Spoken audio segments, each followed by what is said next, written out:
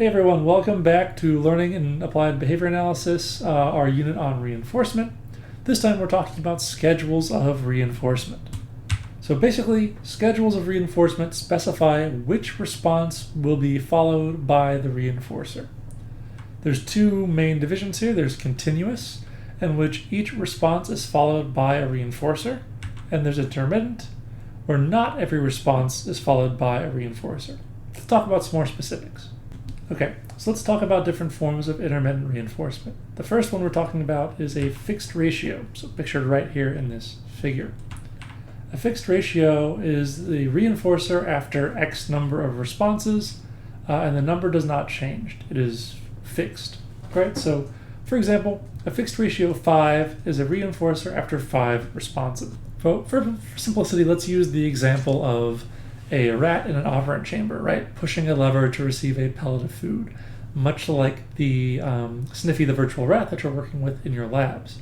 So a fixed ratio, 5, would be every 5th time that Sniffy presses the bar, a little pellet of food is dispensed, so the reinforcer is on every 5th response. So some properties of a fixed ratio are a high rate of responding, especially at higher ratios. Depending on the reinforcer, you can drive an extremely high number of responses to produce the reinforcer. This results in a characteristic post-reinforcement pause. So you can see here, every sort of hashed line represents the presentation of a reinforcer. After each reinforcer is received, there's a brief pause in responding before it resumes. This has a low resistance to extinction. We'll talk about extinction later on, but basically, extinction is the idea that the reinforcer is removed entirely. So on a fixed ratio of 5, you're receiving a reinforcer every 5th press. Under extinction, you would no longer receive a reinforcer no matter how many times you press. The idea with extinction is that you learn that now your responses do not produce a reinforcer, so gradually the behavior will decrease over time. With a fixed ratio, this happens pretty quickly. There's a low resistance to extinction. Because a fixed ratio is so stable and predictable, every 5th press generates a reinforcer. When that stops happening, you're able to notice very quickly and extinguish your behavior relatively rapidly. So an example of a fixed ratio might be a piece pay rate. So if you're working someplace to assemble car parts or something like that, and every 5th part that you assemble nets you some amount of payment, right? So every X number of units you produces a payout. So that's a fixed ratio. Next up, we're talking about a variable ratio, which is pictured right over here. A variable ratio is a reinforcer after X number of responses on average. So it's not the same number of presses every time, but on average, the payout or the reinforcer will occur after a set number, right? So a VR5 is a reinforcer after an average of 5 responses. So it could be 3, it could be 7, but on average, for a given set, the average number is 5, but it's not 5 every time. It's an average of 5. So it's unpredictable how many responses it will take to produce an outcome. So some characteristics of variable ratio responding is it produces a high rate of responding, like a fixed ratio, though not quite as steep as a fixed ratio. There is no post-reinforcement pause, unlike we see with the fixed ratio. There's a brief pause after every reinforcer. Variable ratio produces a much more high, steady rate of responding without pauses. This has a high resistance to extinction. That's because uncertainty is sort of baked into the ratio, right? Because you never know when the next payout's going to happen. You never know when your reinforcer is going to happen. The absence of a reinforcer, even for long stretches with a higher ratio, is not all that unexpected, right? So this produces a higher resistance to extinction. Of course, higher ratios generate higher response rates. A variable ratio is something you might see in something like a slot machine, right? You can imagine that inside the internal logic of the slot machine, there is an average number of responses necessary to produce a jackpot or whatever. But it's variable when that will happen. So as the operator of a slot machine, you put in money and pull the lever and nothing happens. And that happens a lot. You're not sure how long it will be before a payout happens. So you might not notice that a vending machine is broken for some time. Or I'm sorry, you might not notice that a slot machine is broken for some time, right? Because it not responding regularly is kind of part of the expectation. Next up is the fixed interval schedule, pictured right down here.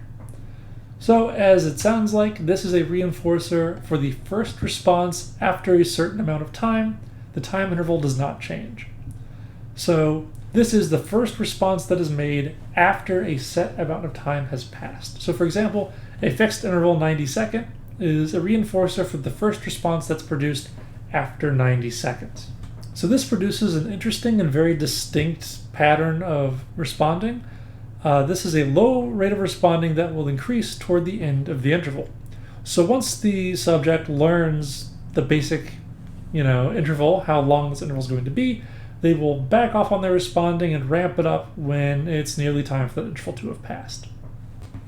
So there's a long pause after reinforcement occurs because the participant or the subject has learned that they are unlikely to produce a reinforcer with their efforts immediately following the reinforcer, right? There is an interval that must pass.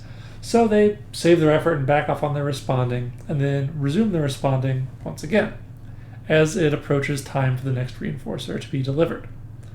Shorter intervals will generate higher rates overall because there's less downtime. So an example of this might be hourly supervisor checks, right? So if you're working at a job and every hour a supervisor comes along to check on how much you've been working, you might really ramp up your efforts to make sure you've got something productive to show when the supervisor rolls around.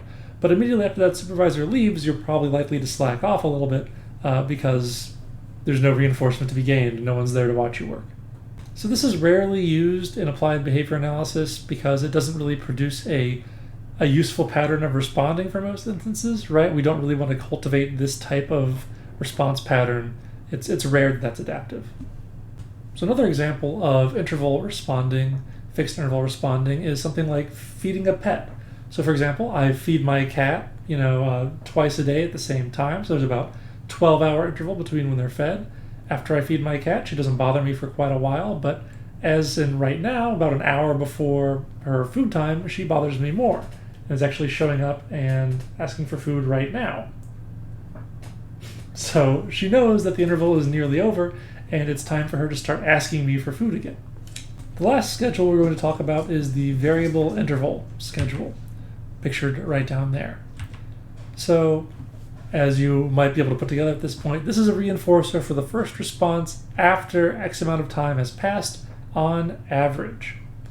So this is again sort of a similar logic to the variable ratio, that there after an amount of time has passed, the reinforcement is now available for responses, but the exact amount of time is not known to the participant.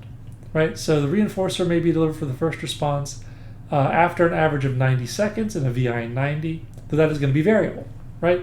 So it might not be 90 seconds, it might be 120 seconds, it might be 30 seconds, but on average for that set, it's going to be 90. So this leads to low but steady responses, right? Because you're never quite sure when a reinforcer is going to come about.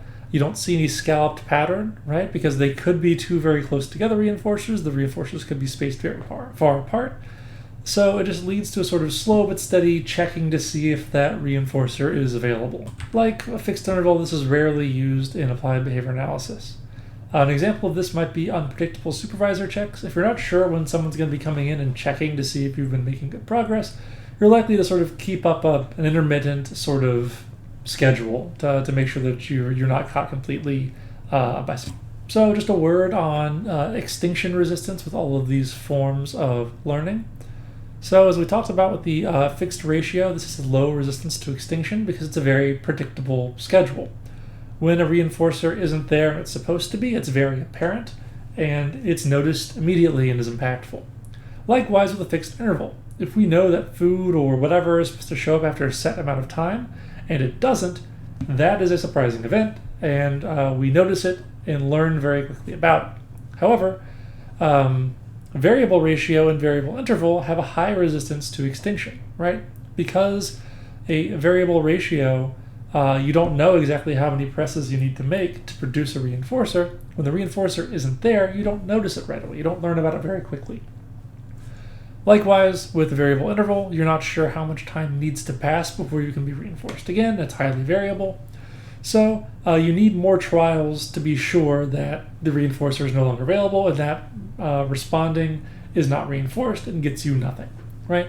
So you can just sort of imagine that if it's an unpredictable, a really unpredictable schedule, then it's more resistant to extinction, whereas predictable, more fixed delivery systems are more rapidly extinguished. So I did just want to mention before we wrap up that there are, and there often are in the real world, concurrent schedules of reinforcement, meaning that schedules of reinforcement exist at the same time for two or more different behaviors. So we could call those concurrent operants. So there may be reinforcement systems in place at the same time for two or more different types of behavior. So at any given moment, we might have to choose which operant we perform, and factors can influence which choice we make. So for one, a schedule of reinforcement could influence which choice we make. You get higher rates of responding for more consistent and reliable schedules. So fixed schedules, like a fixed ratio, produce a higher level of responding. We also tend to prefer shorter intervals, for example.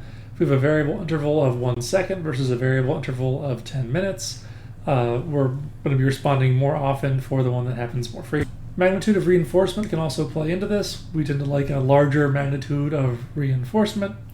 And this can even interact with or override the schedule of reinforcement, right? We might prefer to try to respond for a more inconsistent or a more risky schedule of reinforcement if it's going to give us a large reward. So for example, we might know that a slot machine has a variable ratio, 1,000 payout for a large sum of money, like $1,000 or something like that. Or there's a smaller slot machine that has a fixed ratio of 5, but you only get 10 cents when you win. You're going to prefer the one with a larger magnitude of reinforcement, even if it's risky. Immediacy of reinforcement, we tend to prefer reinforcement that happens right away. It's easier to connect. Likewise, the response effort, we prefer performing operants that are easier to do. We're less likely to do something that's more difficult. So all these things that sort of influence our choice of which of our available operants we engage in at a given time will play very nicely into what we're going to talk about next time, which is the Premack principle. All right, that's it for this time. Next time, we're on to Premack principle.